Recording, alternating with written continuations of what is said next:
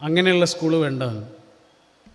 ആ കവിത ഇങ്ങനെയായിരുന്നു: എൻ്റെ മകൻ വിവേകാനന്ദ വിദ്യാഭവനിൽ, നിൻ്റെ മകനും മകളും സെൻറ്റ് തോമ ഇംഗ്ലീഷ് മീഡിയത്തിൽ, അവൻ്റെ മകളും മകനും ഇസ്ലാമിക് പബ്ലിക് സ്കൂളിൽ. ഒരേ ബെഞ്ചിലിരുന്ന് ഒരു പാഠപുസ്തകം പങ്കിട്ട് ഒരേ വിശപ്പ് വായിച്ച് നമ്മൾ പഠിക്കാതെ പഠിച്ച ആ പഴയ സ്കൂള് ഇപ്പോഴുമുണ്ട്. പണ്ടത്തെ നമ്മുടെ അച്ഛനമ്മമാരെ പോലെ പരമദരിദ്രരായ ചിലരുടെ മക്കൾ അവിടെ പഠിക്കുന്നുണ്ട്. ഒരിക്കൽ വാളും കുരിശും തൃശൂലവും ഏന്തി നമ്മുടെ മക്കൾ പോരിനിറങ്ങുമ്പോൾ നടുക്ക് വീണ് തടുക്കുവാൻ അവരെങ്കിലും മിടുക്കരാവട്ടെ.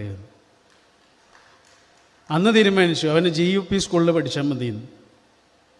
അവന് GUP സ്കൂളിലേക്ക് മാറ്റി.